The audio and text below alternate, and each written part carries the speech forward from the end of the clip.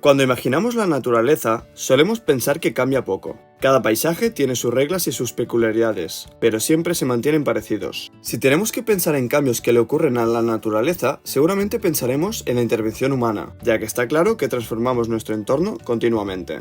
Al fin y al cabo, es lógico pensar que si los humanos no talamos un bosque, este seguirá intacto, o que si no abrimos una cantera, no podremos ver la roca que esconde la montaña. Además, si no cazamos intensivamente un animal, este no se extinguirá nunca y podrá seguir viviendo en su hábitat natural. Cuando en el colegio estudiamos los diferentes reinos y grupos de seres vivos, es normal entender que son grupos perfectamente separados entre sí y que siempre han existido. Por ejemplo, vemos muy normal que plantas y animales no tengan nada que ver, o que dentro de los animales haya grupos muy diferentes como los vertebrados y los insectos. Siempre han estado y siempre han sido de esta manera. Para más información, podéis consultar este vídeo donde explicamos qué es un animal. Aún así, puede que hayáis visto alguna vez en el bosque tierra hurgada por un jabalí, o agujeros en un tronco hecho por un pájaro carpintero. Además, en algún documental puede que hayáis visto un elefante tumbando un árbol adulto con mucha facilidad. Es posible que también hayáis visto en las noticias que de vez en cuando hay terremotos, los cuales pueden transformar el paisaje descubriendo la roca que había bajo tierra. También tenemos que mencionar los incendios, que aunque se piense que no, de manera natural también ocurren. Por ejemplo, provocados por un rayo. Los animales no tienen miramientos a la hora de cazar a sus presas, por lo que puede ocurrir que si, por ejemplo, hay mucho lince ibérico en la zona y depende del escaso conejo que hay, se queden sin apenas alimento y por lo tanto mueran muchos linces. En definitiva, hay muchos factores no antrópicos que modifican el medio natural. La naturaleza no es estática, tiene muchos cambios que podemos observar.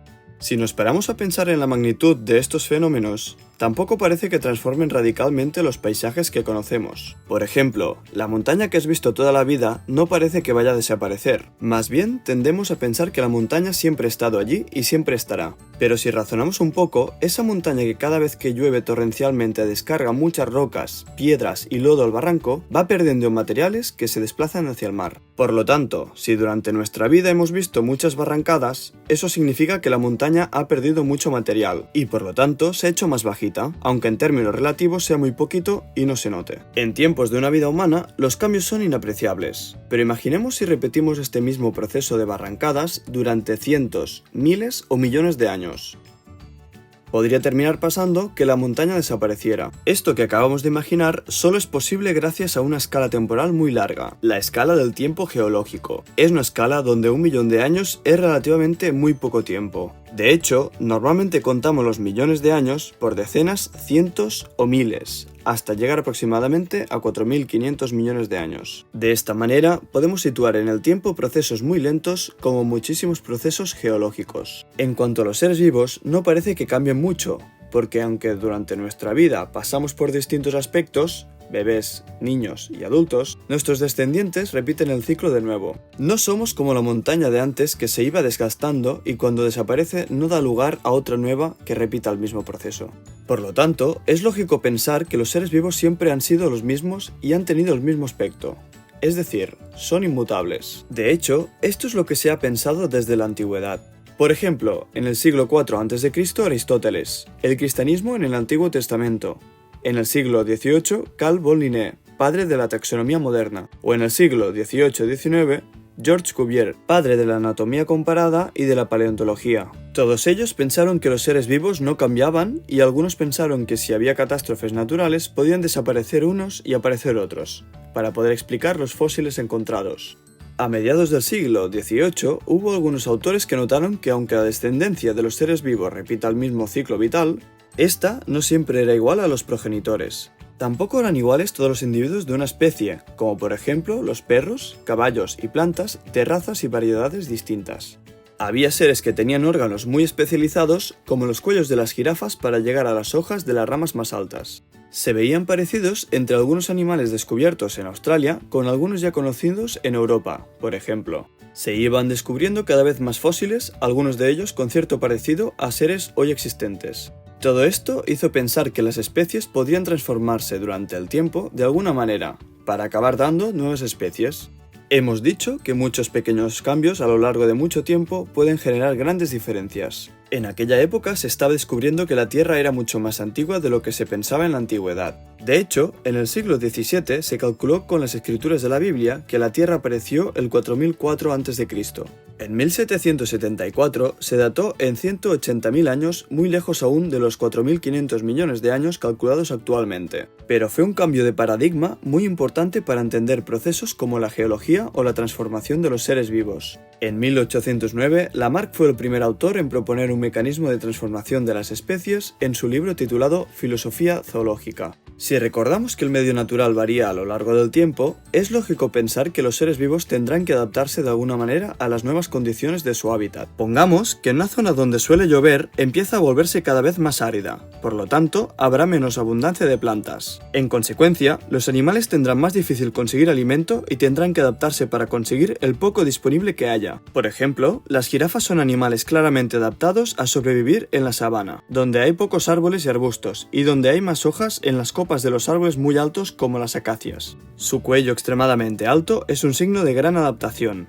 Lo natural es pensar que las jirafas tenían un cuello mucho más reducido, al igual que la mayoría de los tetrápodos. Por lo tanto, hubo un proceso que alargó su cuello para aprovechar mejor la comida. Lamarck sugirió que las jirafas se esforzaban siempre por llegar a las ramas más altas de los árboles, estirando sus cuellos, porque era donde quedaban la mayoría de las hojas tiernas. Este esfuerzo continuado hizo que los cuellos de las jirafas que los tiraban les crecieran un poquito más, y este nuevo carácter se heredó por la descendencia, y con el tiempo fueron creciendo sus cuellos hasta llegar a la longitud de los actuales.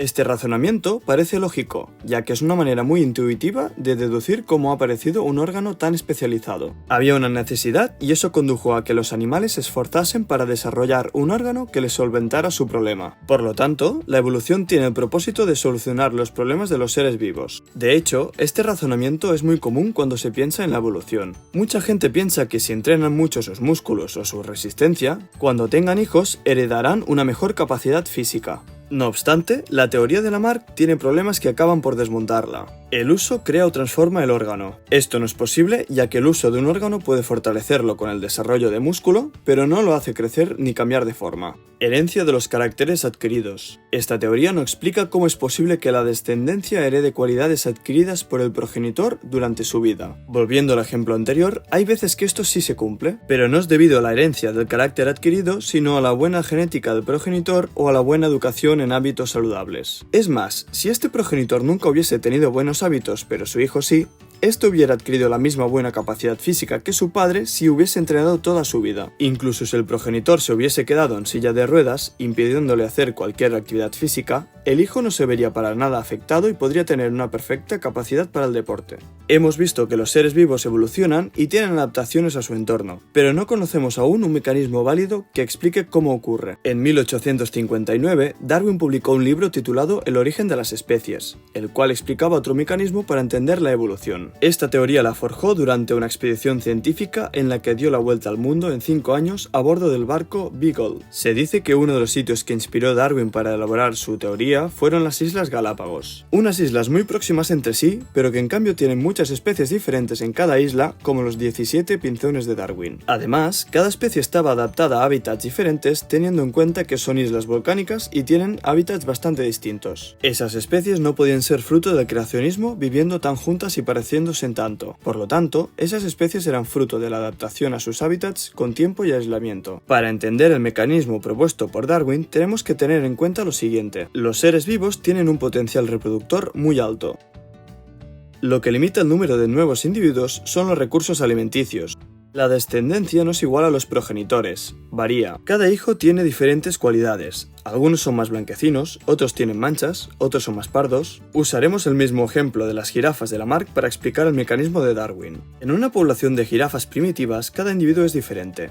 Pueden tener colores y patrones ligeramente diferentes, cuellos un poco más cortos y otros más largos. En épocas de sequía, escasea la vegetación y en las acacias es donde abunda más el alimento. Normalmente sobreviven las jirafas con cuello más alto, porque son las que llegan a mayor cantidad de alimento en las ramas de las acacias. Además, como se han alimentado suficiente, tienen energía para competir con otras jirafas por una pareja y reproducirse. Su descendencia tendrá cuellos parecidos a estas, es decir, más largos que el resto de las jirafas. Las jirafas de cuello más corto o mueren desnutridas o sobreviven pero no tienen energía suficiente para reproducirse, ya que consiguen comer menos alimento. Cada vez las jirafas tienen cuellos más largos, aunque esto provoca que las hojas de las partes más bajas de las acacias se acaben rápido porque cada vez más jirafas son más altas. Por lo tanto, las jirafas que tienen el cuello un poquito más largo que la mayoría consiguen alimentarse mejor por llegar a ramas aún más altas, así que son los individuos que más sobreviven y se reproducen. Otra vez más, su descendencia tendrá el cuello con uno extra de longitud y el de las jirafas con cuellos menos largos no conseguirán sobrevivir. Este proceso se va repitiendo durante millones de años hasta que las jirafas cobraron el aspecto actual con cuellos enormes de hasta 3 metros.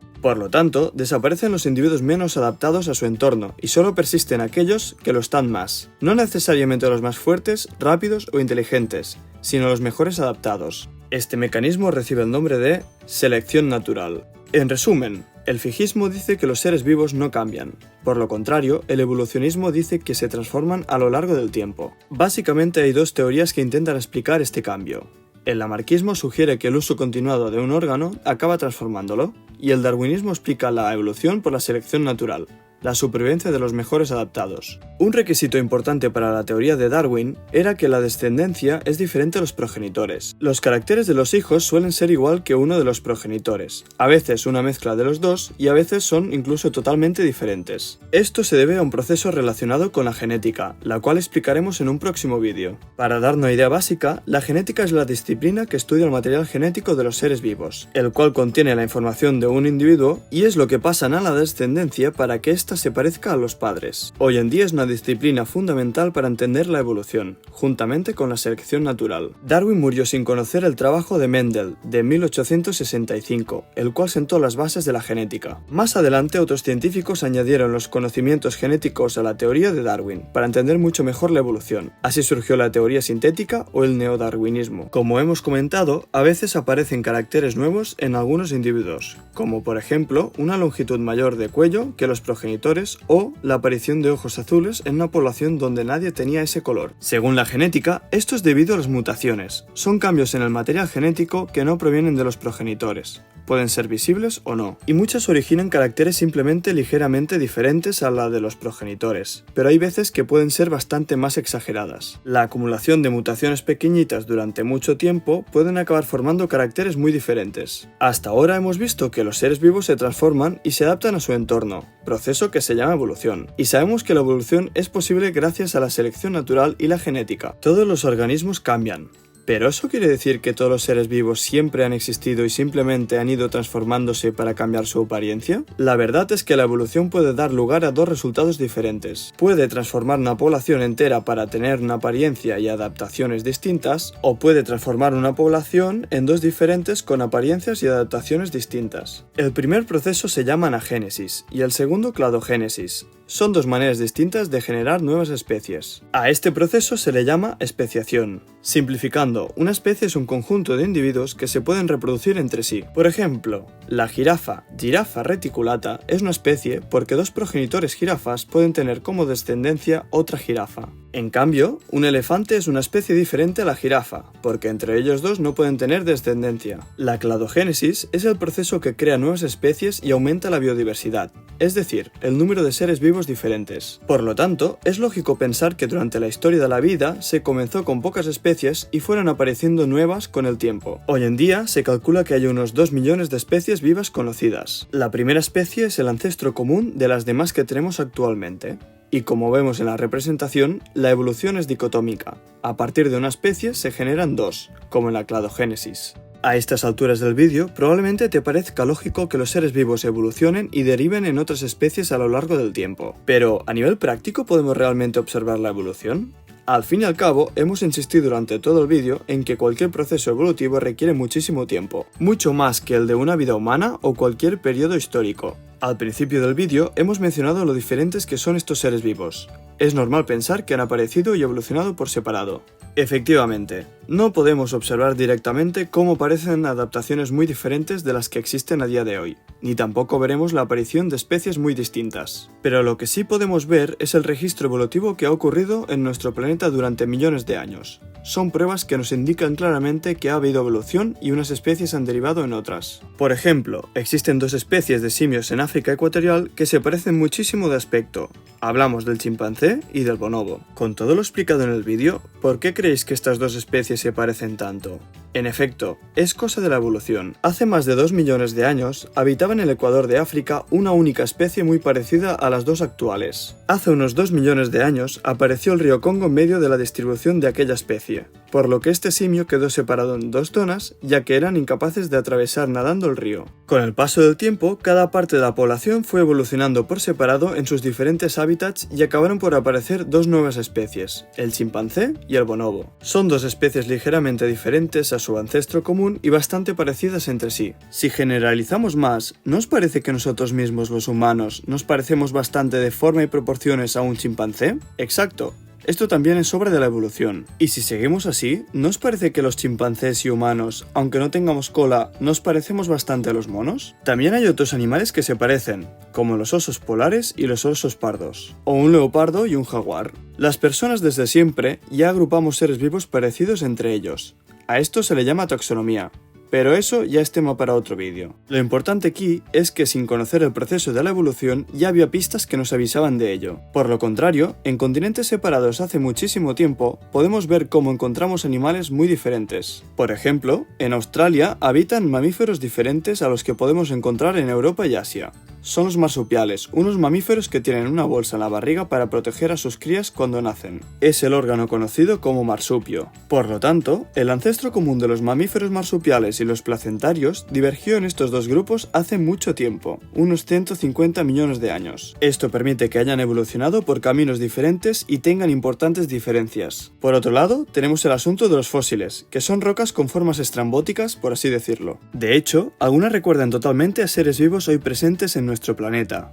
Aunque algunos recuerden a caracoles, plantas o lagartos, suelen ser bastante diferentes a los que conocemos. Por eso mucha gente pensaba en tiempos antiguos que eran caprichos de la creación de Dios, o que fueron seres que murieron todos en una catástrofe como un diluvio universal. Sin embargo, si los analizamos bien, encontramos muchos parecidos con los seres vivos que conocemos, con algunas estructuras y características bastante semejantes. Por lo tanto, sí, son antiguos restos de seres ya extintos. Esto nos enseña qué caminos ha tomado la evolución, ya que algunos de ellos pueden ser ancestros o parientes cercanos de seres vivos actuales. Otra prueba de la evolución que podemos observar se encuentra en los embriones de algunos animales. Simplificando, los embriones son una de las primeras formas que tienen los animales después de la fecundación, y la fecundación es el proceso de fusión de un óvulo y un espermatozoide que forman el cigoto, el cual es la primera forma que tiene un nuevo individuo animal, que es diferente de los padres. En esta etapa del ciclo vital, muchos animales se parecen mucho. Esto es una clara evidencia de que estos animales tienen un ancestro común. A medida que los embriones se desarrollan, sus estructuras poco diferenciadas van cogiendo la forma característica de cada especie. Por ejemplo, los humanos tenemos brazos, los murciélagos alas y las ballenas aletas. Estos diferentes órganos tienen la particularidad de que se forman a partir de la misma parte del embrión, la extremidad anterior. Su estructura interna es la misma, es decir, participan los mismos huesos, pero tanto su forma como uso es diferente. Estos órganos reciben el nombre de órganos homólogos, los cuales son un claro ejemplo de cómo ha actuado la evolución para acabar adaptando diferentes especies con un ancestro común a entornos diferentes. Si nos fijamos en un mono, aunque sea parecido a nosotros, tiene una importante diferencia estructural. Tiene cola. Los humanos no tenemos, pero si vamos al detalle, aún conservamos el resto de lo que un día fue una cola, el coxis. Sin embargo, no es visible externamente ni parece tener ninguna función de cola u otra muy aparente. Este tipo de órganos reciben el nombre de órganos vestigiales, es decir, son aquellos que se han atrofiado y carecen de su funcionalidad típica o de alguna muy destacable. Esto también es una prueba de que aquí ha intervenido el proceso evolutivo. Por último, la semejanza que existe entre las biomoléculas de dos especies de seres vivos diferentes, como el ADN o las proteínas, nos indica la obra de la evolución. La similitud molecular suele coincidir con la morfológica, pero el estudio de las biomoléculas es mucho más preciso y ha servido para reagrupar especies que antiguamente se posicionaban taxonómica y evolutivamente mal. Por ejemplo, los halcones se agrupaban con los águilas y los buitres debido a su gran parecido, tanto de aspecto como de modo de vida. Son aves rapaces. Hoy en día, gracias al estudio molecular, se han separado y se consideran aves mucho más emparentadas con los loros. De hecho, si nos fijamos bien, comparten cierta similitud general, como la forma en gancho del pico. En este vídeo hemos visto cómo funciona la evolución. Resumamos los pilares aprendidos. Debemos entender que la naturaleza cambia. A veces son cambios perceptibles por los humanos y a veces solo con mucho tiempo se pueden ver cambios enormes. La Tierra tiene unos 4.500 millones de años. Por lo tanto, pueden haber ocurrido cambios gigantescos. Los seres vivos cambian con el tiempo y se adaptan a su entorno. Además, la principal limitación que hay para que una población crezca mucho es el alimento. La descendencia no es igual a los progenitores, es variada. El material genético es el encargado de transmitir la información de los caracteres de los padres a la descendencia, aunque pueda generarse nueva información con las mutaciones. Los seres vivos evolucionan gracias a la selección natural. Solo sobreviven y se reproducen los individuos mejor adaptados. Se generan cada vez más especies gracias a la cladogénesis, que genera dos especies a partir de un ancestro común. Y, para comprobar que la evolución existe, podemos recurrir a cosas como los fósiles, el parecido entre embriones de distintas especies, los órganos homólogos, los órganos vestigiales y la semejanza de las biomoléculas entre diferentes especies. Y hasta aquí el vídeo de hoy. Bioniverse tiene como objetivo la creación de contenido de biología desde muchos ámbitos diferentes, como por ejemplo los ecosistemas y los diferentes seres vivos. Está pensado como un canal que pueda divulgar estos conocimientos a un público amplio con el simple requisito de su curiosidad. Para más vídeos así, es de gran ayuda que te suscribas, le des a like y lo compartas con quien creas que le pueda interesar. Muchas gracias por tu tiempo y nos vemos en el próximo vídeo.